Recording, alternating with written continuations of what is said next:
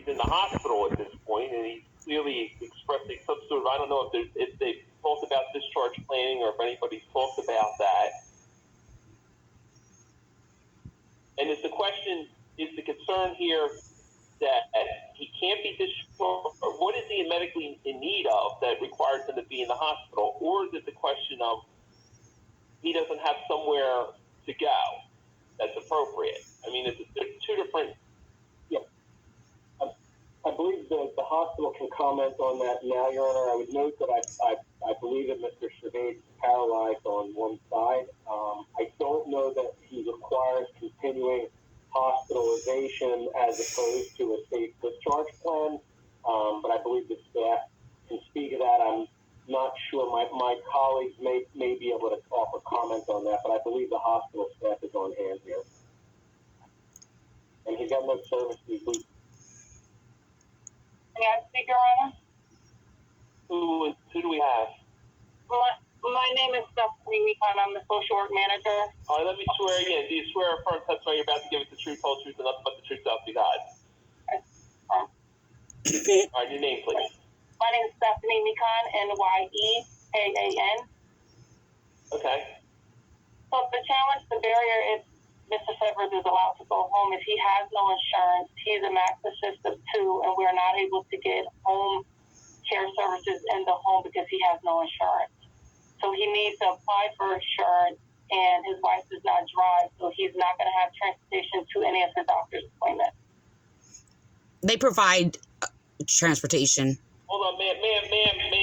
Whoever's interrupting, I'm talking to the social worker right now. Okay. So that would be the concern with him going home, is that we cannot put home health care aides in the home because he does not have insurance. All right, you know what? My concern here is we have to have a guardianship hearing. This gentleman, obviously, from talking to him, I have some real doubt. Everybody's saying that I get the sense that he's competent. If somebody's saying that he's not competent, we need to have a hearing. We just can't. I realize that, but I'm the court. My powers are limited. I can't manage all these different issues. All right, I just want to speak on in regards to the safety. So if he is competent and able to go home, it will be a process to get him there. It just wouldn't be immediate.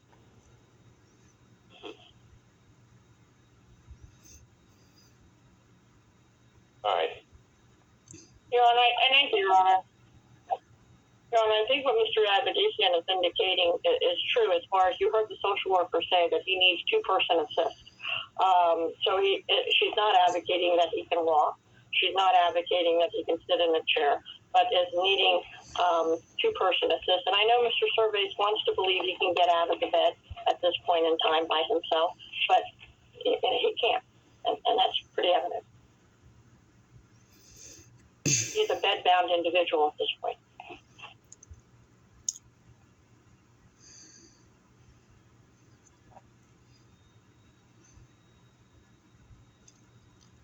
Can I say something?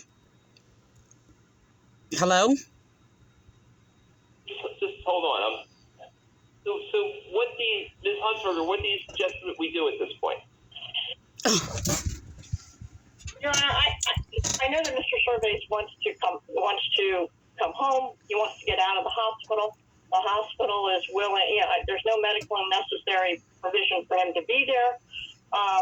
I think a safety plan, some kind of a safety plan to be in effect. I think that's important for him. Again, is so many conflicting issues about competency, even speaking to Your Honor, indicating that he can walk and that he can get out of bed.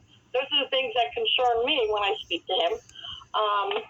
But again, we have one doctor who says he's medically competent, and that's the doctor that actually saw him and met with him several times. He is competent a lot of times about doing his business and so forth. So I think there needs to be some kind of a safety plan. And in the interim, if you're going to have a hearing, okay, I don't think sitting in the hospital is necessarily the best interest for him at this point.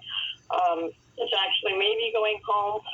Your Honor, I know before you pointed me, like if the person needed to go to a nursing home to be able to take that person and put them there.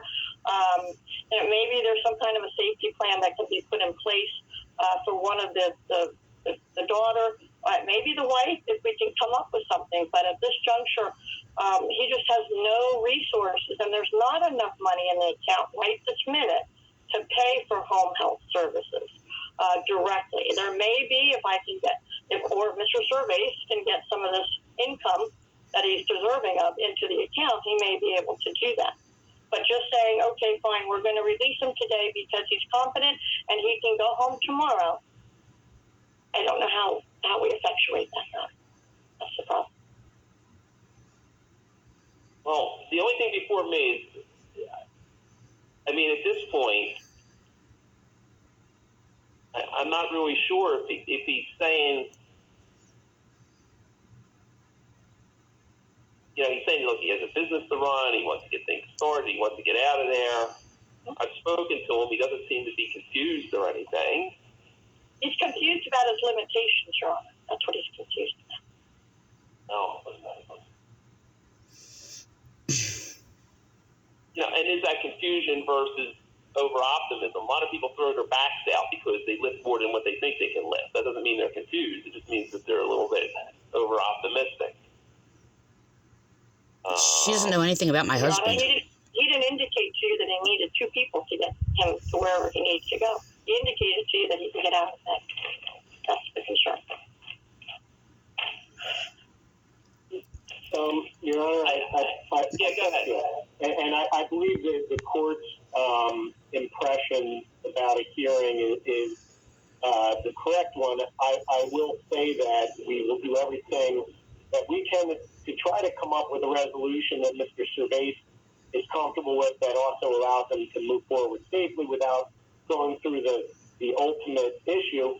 But with such conflicting information, concern also, we can't forget how he ended up in the hospital after being discharged. I think, you know, we can try to put our heads together. There are some possibilities here that I think we all might be able to live with, and our office will work with the hospital, Mr. Cervase, and everyone to try to make that happen and to try to avoid a hearing. But right now, I would be very uncomfortable with an outright dismissal because I think Mr. Cervase would be extremely vulnerable and we may end up back there. And that's all I think. There's no. Hold on, ma'am, I'm not to you yet. Just hold on.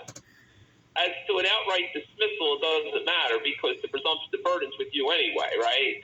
Yes, sir. As at least to the guardianship action, right?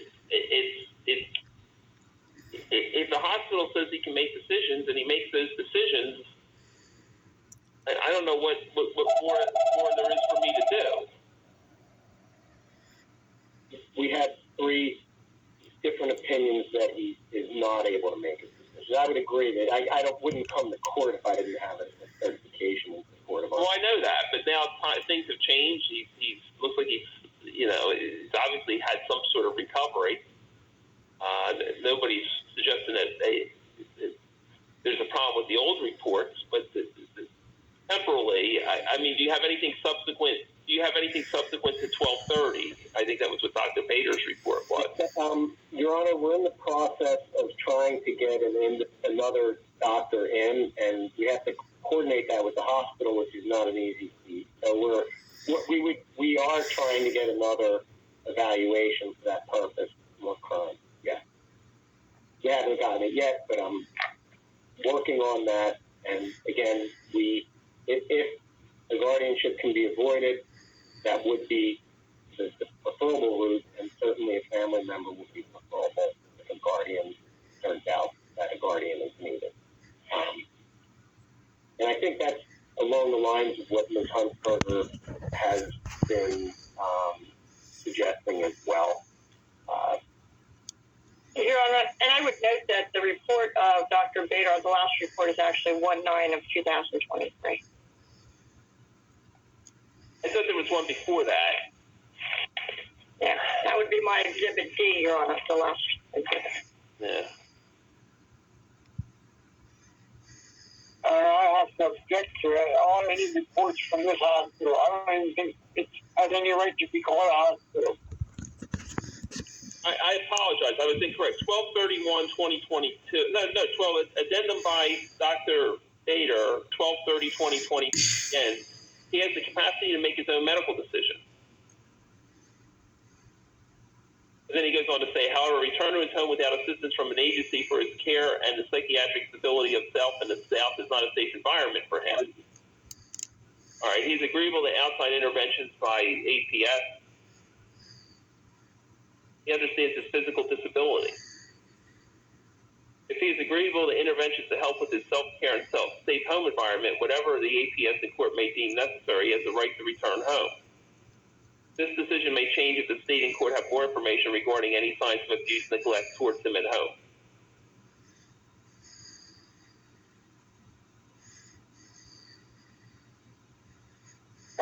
This hospital is treating me with racism. What's that? It's a racist hospital. They've been harassing my husband in the hospital when I was on the phone with him. Ma'am, please don't interrupt. Ma'am, please don't interrupt. I'm talking to Mr. Gervais at this point. Sir, I came in here in pain, and I am in more pain today than the day I arrived. Okay. And why are you I've never seen a hospital like that in my entire life. I was under the impression, and I've heard this from many doctors, you go into the hospital, the first object is to stop the pain immediately. That's the first one they do, to stop the pain. What kind of pain are you in? Massive pain all over. I had a car accident right before the stroke. Okay. I got banged up, and they haven't addressed anything. Mm-hmm. And when I asked for painkillers, in fact, they're so racist that they give me foolish things that aren't even painkillers. They don't exist. Tramadol was designed for drug addicts, not for pain. In fact, they specifically did not put any painkiller in it because they were afraid the drug addicts would reverse engineer it. All right. So I've been in pain and in worse pain every day because arthritis takes over. When you have a stroke and your muscles deteriorate, arthritis kicks in. And I don't have the equipment here. How am I have the equipment? Because I've been hospitalized before. When I came out, it took me less than 30 days to regain all my muscles. That's why I need to get out. What kind of equipment is that? Stupid stuff. Like I have little weights, I have ankle weights, I have wrist weights. And I haven't had a basketball, so I need another basketball. That's my husband. All right, Miss was it Lockwood? Yeah. Lockwood Surveys, yes. Lockwood Surveys. Swear again. Do you swear or affirm the testimony that you're about to give us the truth, whole truth, and nothing but the truth? Yes. All right, your name, please, for the record. I am Teresa Lockwood Surveys, rightful representative on behalf of my husband, by the way. Okay, I'm sorry, go ahead. Go ahead. Yeah, my husband, I've talked to my husband on the phone for about an hour to 2 hours, sometimes on the phone in the hospital. I even basically was on the phone when Huntsberger came into the hospital, who has harassed my husband in the hospital, by the way, feeding him with all kinds of false ideas that are not true, sitting there telling my husband that he's in the hospital because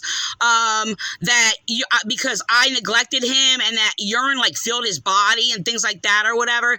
These things never happened. My husband is kidnapped.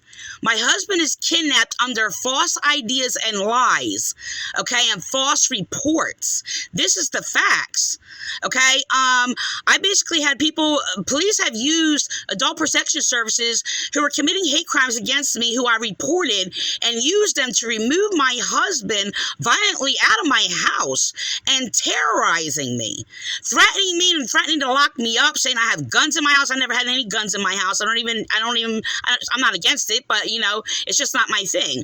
And then, even the adult protection services stole not only his wheelchair, but something off my kitchen floor that could be found on video. Like, this woman was like sitting there hyping people up, and I got the video where she was hyping people up, making up lies, and claiming, oh, we need to get her like locked up or whatever to cover up them kidnapping my husband under false ideas. Okay, he is in fact a kidnapped victim. Okay, these are the facts. Huntsberger has basically lied and even copied my words that I told police last time we were in court. Okay, even basically saying things making up excuses and lying to my husband, saying that, oh, well, she can't talk to me because, oh, I'm just like discouraging and all this other stuff. When I'm sitting there correcting her and her abuse to my husband, she's using copying my words like deter, okay, like my dialect of my language, whatever words that I use that are in my writings. She has stated half of the statement or whatever that I told police, where I said he can make decisions and things like that or whatever, but it's cutting off the other parts in which, yes, he does need guardianship. My husband does. It's very normal for a stroke. You can look these things up under medical articles or whatever.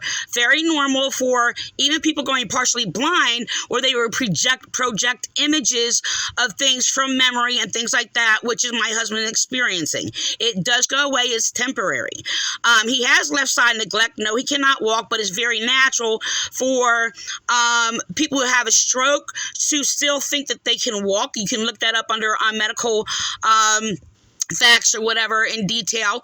And the thing is, it's the same thing like with his fingers, when he had his fingers cut off and he would still grab a cup of coffee. It's basically the same principle, where you're still trying to grab a cup of coffee when he doesn't have fingers. I went through this for comfort with him through that also.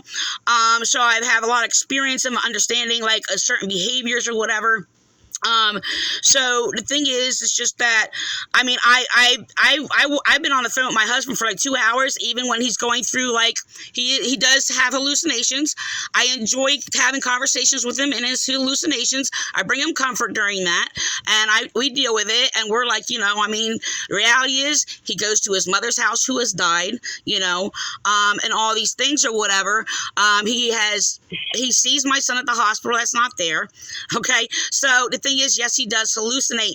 The thing is projectile, but he can still make sound decisions in the middle of it, but he will sit there and probably kick out something that is probably not realistic.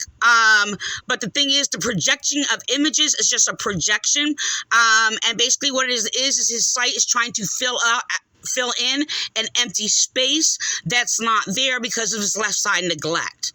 Okay, so that's the only thing that is happening. And I also did a lot of research to basically validate my experiences that I'm experiencing with my husband and talking to him.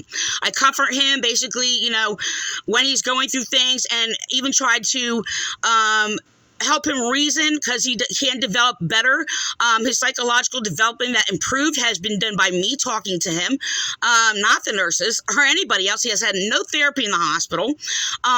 While he has basically sat here in the wheelchair while he was in my home, okay, he near the end has not in the hospital. I said something about it. They had him in the wheelchair, and I had to make a complaint because they're leaving him in the hospital. He's saying he's freezing and all these things or whatever. And so they stopped putting him in a wheelchair. But that could be also in a crossover between when he got sick in the hospital, where he was like vomiting and throwing up and things like that or whatever, and couldn't eat. So he was suffering this through in the hospital for a little while. So, it's really sad that I actually had to tell the nurses some things and explain to them things that they, I don't know, there's a variety of things. I'm not focused on it right now, but the thing is, it's just like, his therapy psychologically has been coming from me. The thing is, in regards to Huntsberger trying to push Miranda and Jessica Surveys to take my husband is a manipulation tactic by police and Huntsberger, by the way. And they have been lying to him and about him in court. The thing is that they're doing that to cover up what they did, them kidnapping my husband and them robbing my bank account. My daughter and Jessica Surveys were trying to collude together to steal the keys from Donald to rob checks out of our mailbox while he was in the hospital. Okay, she has basically robbed money out of our account.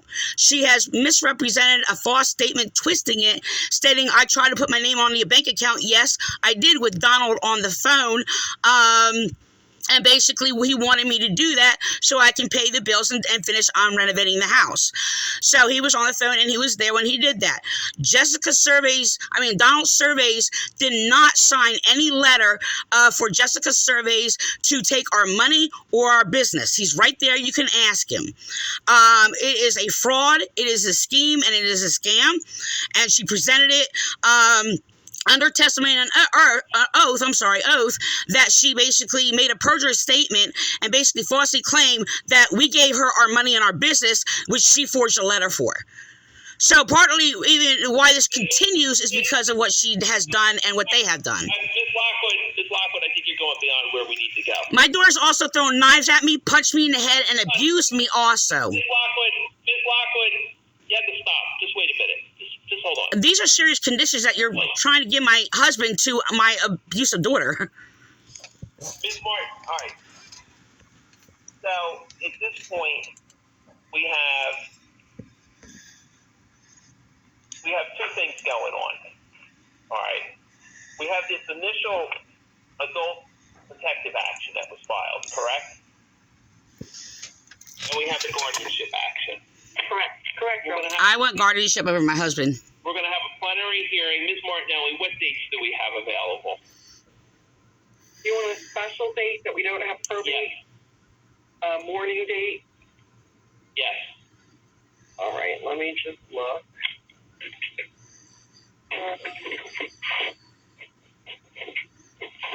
What I'm seeing is March 20th. Wait a ways off. I need to see my husband too. We have one in-person special case at 9. And we'll put it on then, 9 o'clock.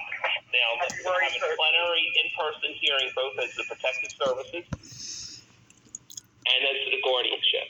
Can I have an in-person visit with my husband, please? Hold on. Let me explain to the attorney. Testimony has to be in person. So any doctors you have, any witnesses you have to be at the courthouse here.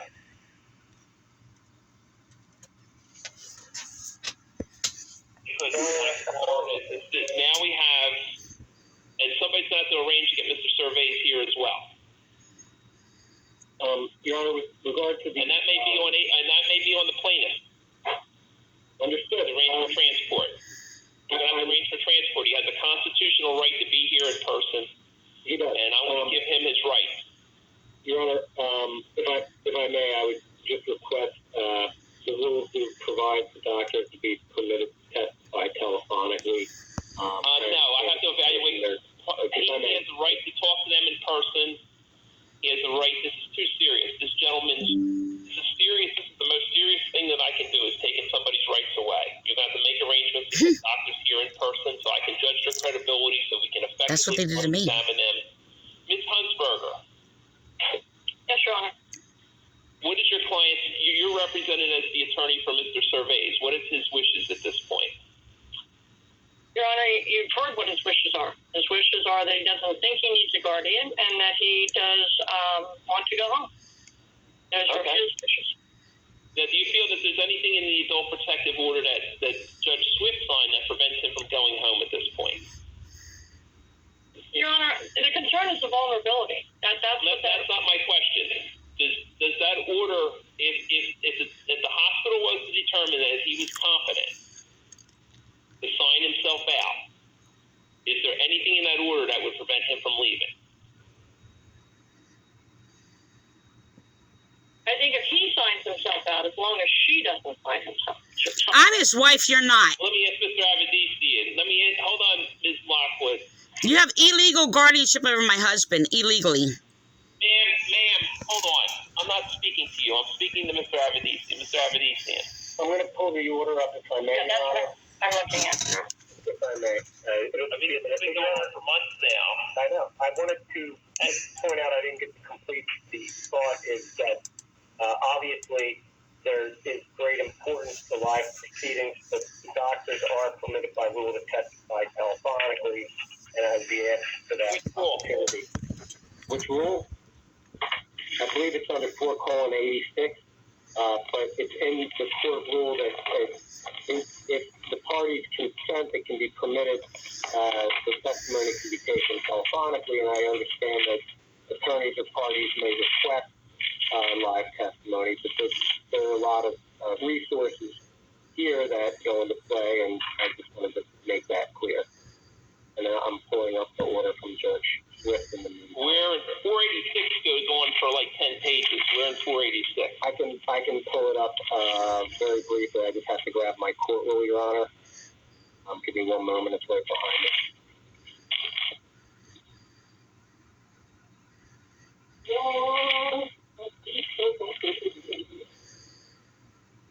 Okay. What is that?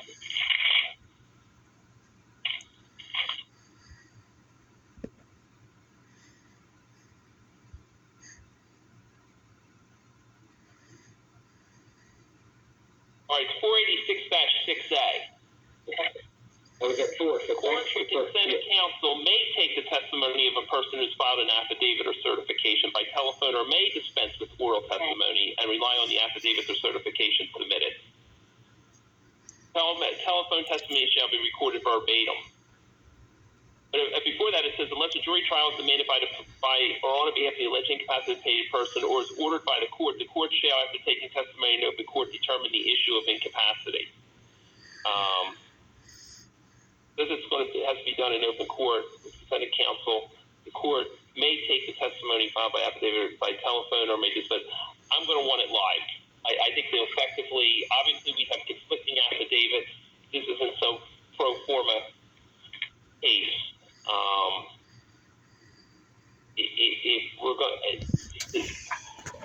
let me ask you this, Mr. Avedis, before we get there. Is there anything in the order that prevents Mr. Avedis, Mr. Surveys making decisions on his own? Well, just the appointment of Ms. Huntsberger as his guardian convente lite, a temporary, that we would ask her to continue to be able to make those medical decisions. But other than that, the order is very general. And at this point, Ms. Huntsberger, and we're going to have to, I mean, because the problem we have in this, Mr. Avedisian, is, all right, at this point, you're making...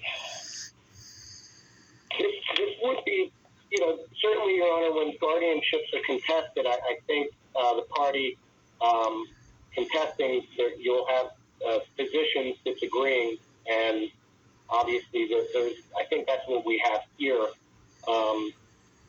Obviously, we have concerns that we've expressed in court. We need not restate, but we'd be prepared to proceed. Judgment dependent on first.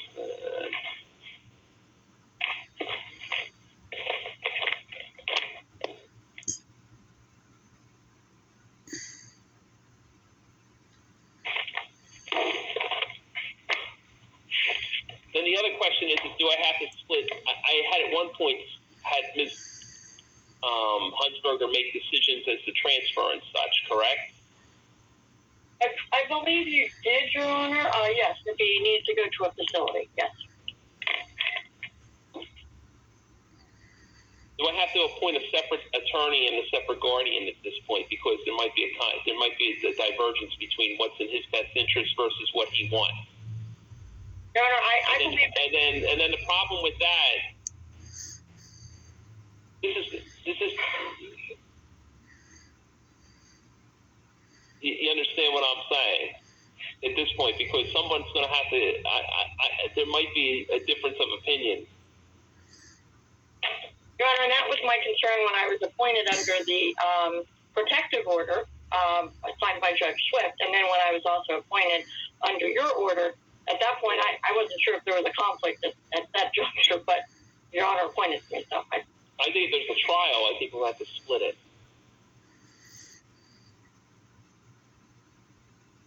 Because, I mean,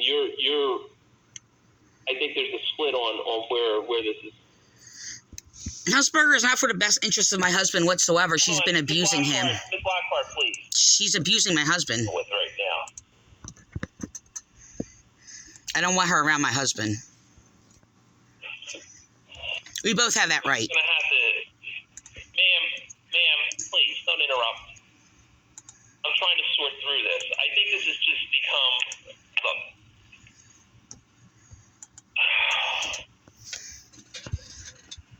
Yeah, you all caused a lot of mess.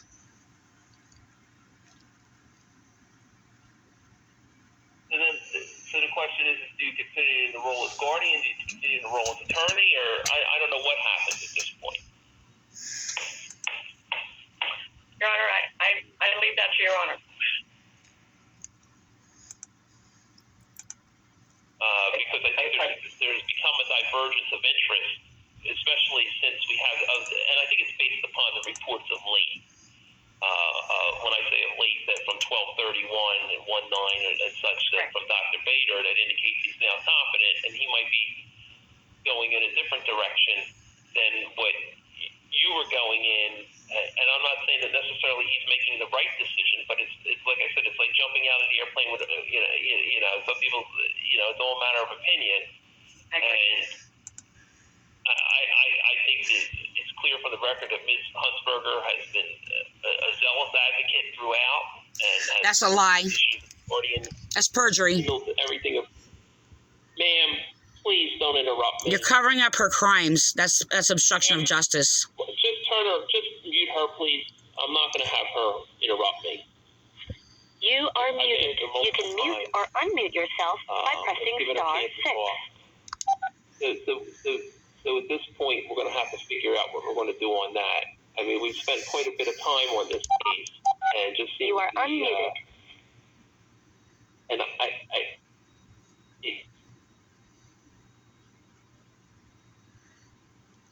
so let's set it up for a hearing on February 13th as to what parts of the APS order do you feel the extent is? I'm trying to find from Mr. Avedisi, because my main concern is I don't want to find out that he goes to leave and then you say, well, there's still this APS order in effect. What do you understand this APS? APS, Your Honor, I guess it's you've got a temp guardian, and and we did establish the need of protective services. I do believe that still exists based on all the testimony. Okay, so that's what we'll have a hearing on. I think that's what we have to have a hearing on. Is he still in need of protective services, right? Yes, as well as potentially a guardian. Right, and potentially a guardian. Right, can be two separate issues, Your Honor. Whether he needs protective services. This whole protective services gets into a real murky area from a. Adult Protection Services kidnapped my husband and terrorized me and made false reports on us. Ma'am, please don't interrupt me. You're ignoring the evidence and facts. Ma'am, it's terrorism. Interrupting me. It's terrorism. This is crimes being committed against both of us. Mr. Survey. My husband wants me to have guardianship over him, and he can make that decision to do that. And the thing is, that he has a problem with decisions. I'm the only one competent enough among you all that to have guardianship. Mr. Survey. Mr. Survey.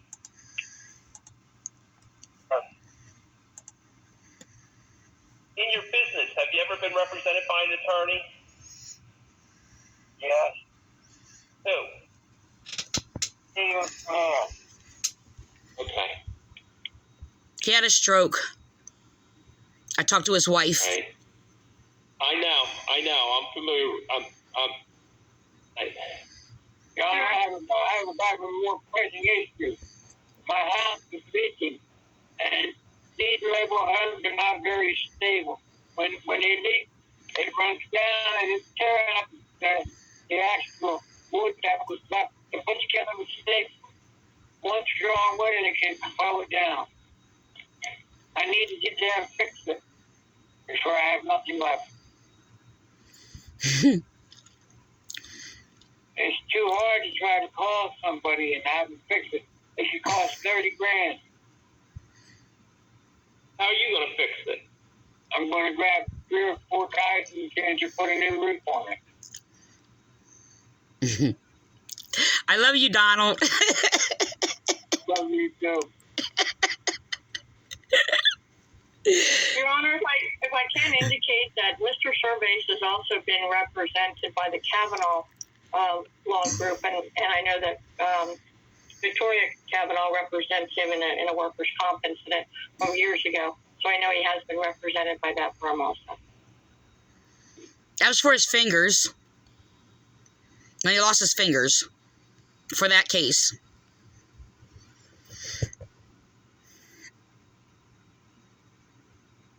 But my number one concern is getting back on my feet. And nobody's doing anything to help me with that. That's what I need to do. I need to be able to run and jump. And I can't run and jump. I might be able to get around. I can get around, but it ain't pretty. And by them now, what they've done is they're labeling me as a drug addict. So they just look at me because I got long hair. I'm a drug addict. All right. How long do you think you need to, Mr. Avedisi, that's the issue of whether protective services are still needed? How long do you need to try that issue? Lisa Smith is to stay away from my husband. I know that. She's terrorized him in the hospital. She's the one that basically falsely accused us of having all these guns. Mute her, please, Ms. Martinelli. She's just out of order. You're out of order. You are muted. I muted her again. You are unmuted. Right. On the protective service end, an hour perhaps more.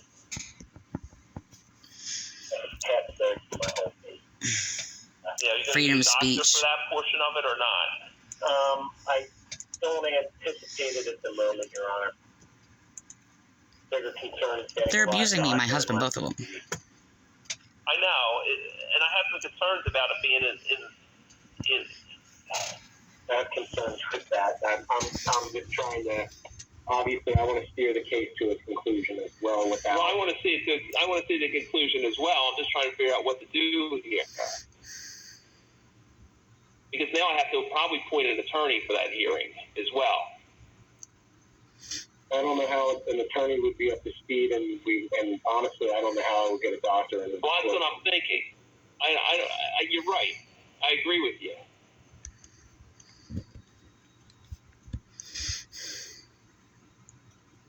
And then the other question becomes: is if he's competent at this point, does he have to get his own attorney for that hearing? Why is it the responsibility of me appointing somebody? I do believe that there is enough competent medical evidence to at least call that into significant question, Your Honor. Otherwise, I think that's dismissed. You're probably right about that as well. I'm just thinking out loud here as to how to, because I have concern about this just kind of dribbling on at this point. If there's a finding of competency, were you planning to get other doctors to go in and challenge that? Trying to, but obviously that has to be coordinated with the hospital and our various offices would be able to coordinate that. It's never a nice process, but yes, we would like another eval to the extent that we can arrange for it, and I think that's obviously in fairness to Mr. Cervais as well. When's our next probate list? Next week. Can you get it done next week? Let's call this thing back next week. We'll figure out where we're going. Maybe give everybody a little bit of time to sit and chew on everything and figure out where we're going. Because I just had some real concerns. If he's competent, he's competent. If they're bad decisions, they're bad decisions. We can't, as much as we may want to, it's not our decision. I totally understand, Your Honor, but I would note that Mr. Cervais commented about a gym in his house. He lives in a single wide. There's no gym.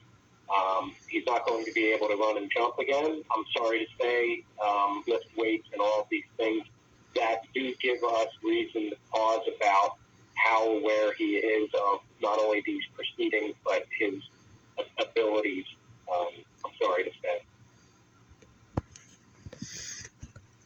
How many do we have listed for next week? For the 6th, there are 8 cases, Your Honor. I believe you put another one on. All right. But that was in the Let's list afternoon. it for the 9th or the 6th. What's next week, the 6th? Yes, sir. I have requests. If I'll wait though. And then you're gonna get another evaluation by them, Mr. Avedisian? Yes, my hopes are yes. And that may inform where you want to go with the case, I guess, right? You are muted. Absolutely, yes. We'll try to figure, hey, look, You are I'm unmuted. trying to figure this out. I'm not trying to get, I just have some concerns, and I'm trying to not prejudge it, but at the same time kind of lay out what the parameters that I think we have to deal with here are. I have those And thoughts. we're dealing with both the guardianship issue and we're dealing with the protective service issue. And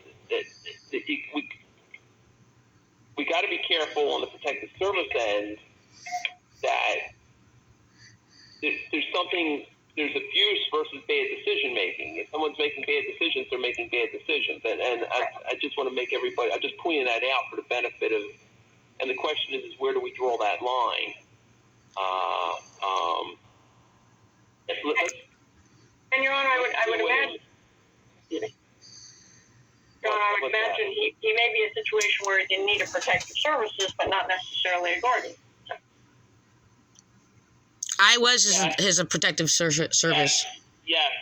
And I'm the only one who protected him. Logical. Ma'am, please mute her again. That may have a psychological overlay. You are muted. To it too as well. And the judge unmutes you. You are unmuted. Judge unmuted.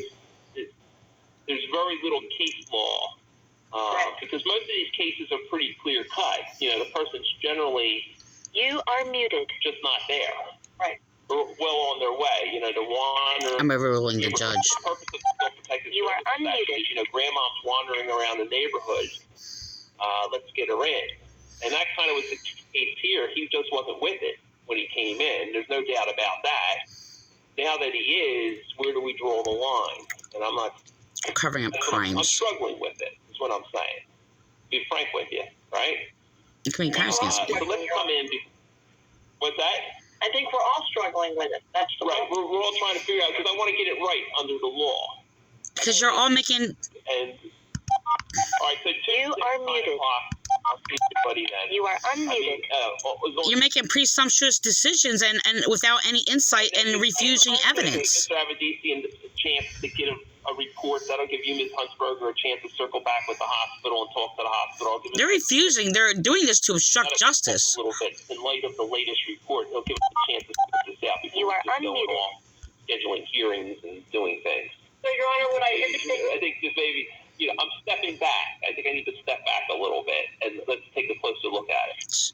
Your Honor, then the 13th is not set, then, correct? No, 13th's not set. That was me kind of.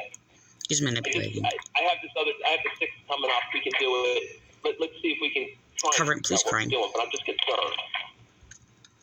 I just want to All right, thank you, everyone.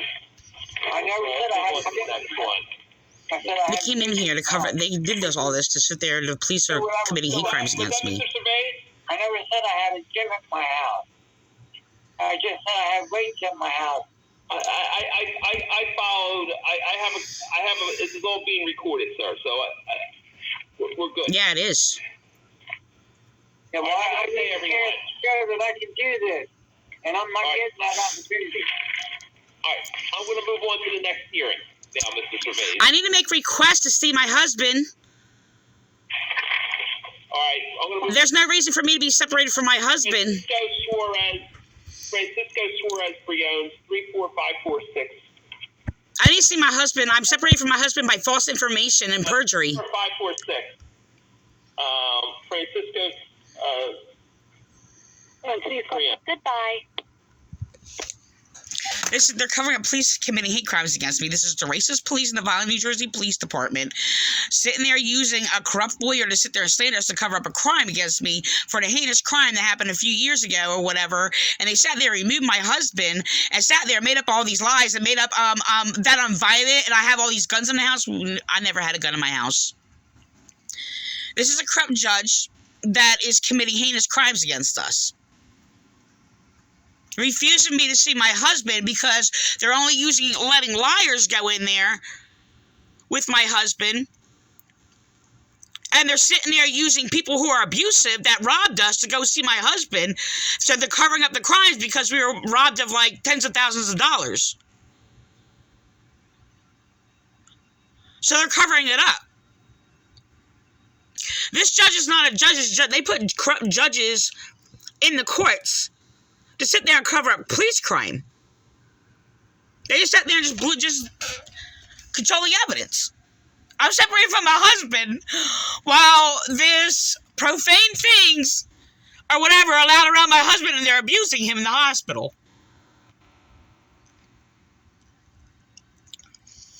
Controlling evidence.